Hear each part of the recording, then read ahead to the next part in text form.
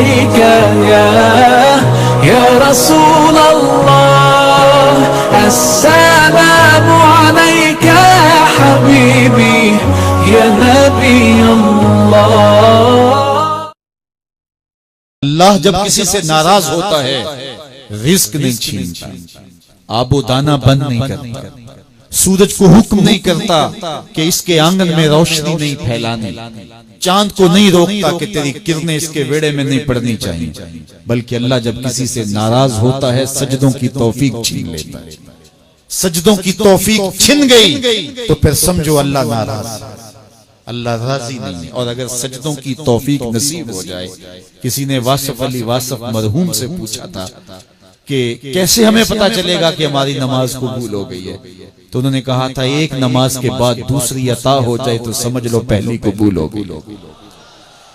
تو نمازوں کا نصیب ہونا یہ اللہ کی رضا اور اللہ کی خوشنودی کی دلیل ہے، اور سجدوں کی توفیق کا چھن جانا یہ اللہ کی ناراضگی کی دلیل ہے۔ میں اور آپ دیکھیں کہ ہم کہاں کھڑے۔ دیکھیے دولت تو کفار کو بھی ملتی ہے، اللہ دولت اسے بھی دیتا ہے جس سے راضی ہے، اسے بھی دیتا ہے جس سے نہیں راضی، لیکن سجدوں کی توفیق اسے ہی دیتا ہے جس پہ وہ راضی ہے۔ تو 5 گانا نماز شعار زندگی بنا لیجئے، نماز قضا نہ ہونے پائے۔ قیامت کے دن بے نمازی اس صف میں کھڑا ہوگا جس صف میں نمرود کھڑا ہوگا، جس صف میں حامان کھڑا ہوگا، قارون کھڑا ہوگا، شداد کھڑا ہوگا۔ مجھے بتائیے ہم میں سے کوئی یہ گوارہ کرتا ہے ہم اس صف میں کھڑے کر دیے جائیں جہاں دشمنان خدا کھڑے ہوں؟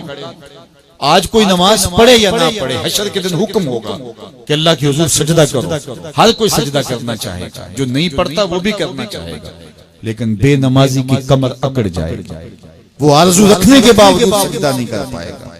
قرآن بتاتا ہے کچھ لوگ جہنم کو دھکیلے جا رہے ہوں گے، انہیں کچھ لوگ پوچھیں گے ما سلککم فی سقر، تم جہنم کو کیوں جا رہے ہو، کیا ہوا تمہیں؟ تو وہ جواب میں کیا کہیں گے؟ لم نکو من المصلین، ہم نماز نہیں پڑھا کرتے تھے۔ سب سے پہلا حساب قیامت کے دن جو بندے سے لیا جائے گا وہ نماز کا لیا جائے گا۔ پہلا سوال بندے سے ہوگا۔ یا چڑیاں بھی رب کی تسبیح بولیں اور اشرف المخلوقات سویا رہے، جب صبح کا وقت ہوتا ہے حشرات الارض بھی بلوں سے نکل کے رب کی تقدیس کے ترانے پڑھ رہے ہوتے ہیں، درختوں کی شاخوں پہ چڑیاں پرندے وہ بھی اللہ کی تقدیس کے ترانے پڑھ رہے ہوتے ہیں، حشرات الارض بھی اس کی تقدیس کے گیت گا رہے ہوتے ہیں، اور اشرف المخلوقات خراٹے لے رہا ہو، اس سے بڑی بدنصیبی کیا ہو سکتی ہے؟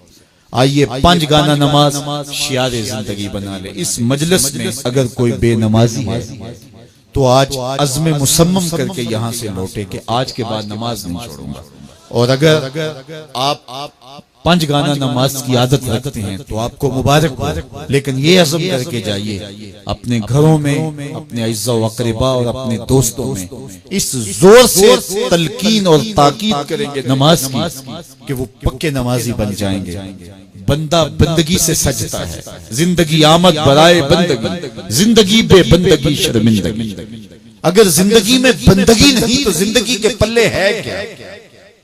علماء نے لکھا ہے کہ یہ سارے درخت حالت قیام میں ہیں، چوپائے حالت رکوع میں ہیں، مینڈک تشہد میں ہیں، اور حشرات الارض سجدے میں ہیں، اور انسان اشرف المخلوقات ہے۔ اس کی عبادت میں درختوں کا قیام بھی رکھا گیا، اور رکوع بھی رکھے گئے، اور سجدے بھی رکھے گئے، اور قعدے بھی رکھے گئے، اس لیے تاکہ اس کی عبادت تمام مخلوقات کی عبادات کی جامع بن جائے۔